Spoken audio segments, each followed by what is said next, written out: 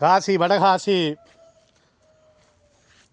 தென்கோடி உள்ள தென்காசியை ஆண்ட மாமன்னர் பராக்கிரம பாண்டியன் அவர்கள் அவருடைய மூதாதையர்கள் 1200 ஆண்டுகளுக்கு முன்னால் மதுரையை தலைமையிடமாக கொண்டு தலையாங்கனத்து செருவென்ற பாண்டியன் நெடுஞ்செழியனுடைய குடும்பத்திலே அவர்கள் பிறந்து அதற்கு பின்னால் அவருடைய வழிவழி வம்சாவளிகள் காசி டு தென்காசி வரைக்கும் அவர்கள் ஆற்றிய பணிகள் சைவத்தையும் வைணவத்தையும் உலகத்துக்கு எடுத்துக்கொண்டு அவர்கள் ஆற்றிய பணிகள் இன்று நாம் எல்லோரும் ஆன்மீகத்திலே பயணம் செய்து கொண்டிருக்கிறோம் என்று சொன்னால் அவர்களுடைய பணி.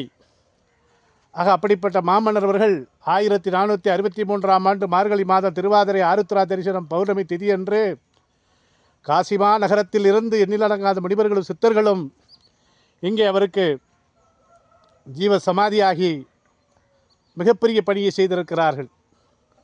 ஒவ்வொரு ஆண்டும் அதற்கான விழாவை தொடர்ந்து இந்த ஆண்டிலிருந்து அதற்கான நிகழ்வை தொடங்கியிருக்கிறோம். மேலும் மாமன்னர் அவர்கள் சிவபெருமான் அவருக்கு முதலாக மாமன்னருடைய அரண்மனை அருகில் ஜீவசமாதிக்கு அருகில் அவருடைய அரண்மனை இருக்கிறது. அரண்மனையில் துயிலெழுகின்ற போதுதான் சிவபெருமான் பராக்கிரமா நீ காசி மாநகரத்துக்கு வர வேண்டாம், பாதசாரிகளுடைய நிறைய இருக்கிறது, உனக்கு உன்னுடைய அரண்மனை பக்கத்தில் ஒரு குழியை தோண்டு எறும்பு சாரசாரையாக செல்லும், தென் பொதிகை மலையில் முக்காலத்தை உணரக்கூடிய வாசியினுடைய தத்துவத்தில் நான் அங்கு அமர்வேன், கங்கைக்கு நிகரான சிற்றாற்றை கொடுப்பேன், இந்த இரண்டுக்கு மத்தியிலும் உலகத்தில் முக்காலத்தை உணரக்கூடிய சிவனாக ஈசனாக நான் அமர்வேன் என்று சொல்லி அருள்பாலித்துதான் அவரை அனுப்புகிறார். இங்கே எந்த குழியை தோண்ட சொன்னுகிறார்களோ அந்த இடத்தில்தான் இன்றைக்கு திரிவேணி சங்கமம் போல் 3 குளத்துடைய மையப்பகுதியிலே இன்றைக்கு அவருடைய ஜீவசமாதி அமைந்திருக்கிறது. ஆகவே இந்தியாவை ஆளுகின்ற பாரத பிரதமர் நரேந்திர மோடிஜி அவர்களும் இந்தியாவினுடைய ஜனாதிபதி அவர்களும் மத்திய அமைச்சர்கள், நாடாளுமன்ற உறுப்பினர், சட்டமன்ற உறுப்பினர்கள், அனைத்து தொழிலதிபர்களும் இன்றைக்கு இந்தியாவினுடைய ஜனாதன தர்மம் என்ற அந்த தர்மத்தை இந்த உலகத்தில் ஓங்கி நிறுத்தி சைவத்தையும் வைணவத்தையும் ஒரு மாபெரும் பணியை செய்த மாமன்னருடைய ஜீவசமாதிக்கு அனைவரும் வருகை தந்து அவருடைய அரண்மனை பால்பட்டு கிடக்கிறது.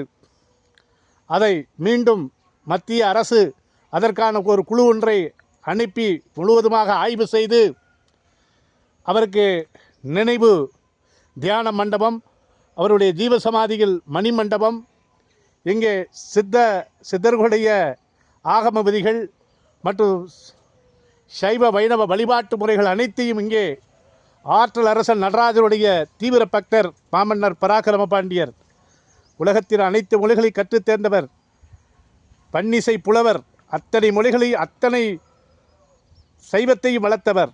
அப்படிப்பட்ட மாமன்னர் அவர்களுக்கு அரசு நிறைவான பணியை செய்திட உங்கள் அனைவரையும் மாமன்னரை சார்பில் ஜீவசமாதிக்கு அழைக்கிறோம். வாருங்கள் வாருங்கள். திருச்சிற்றம்பலம் தில்லையம்பலம்.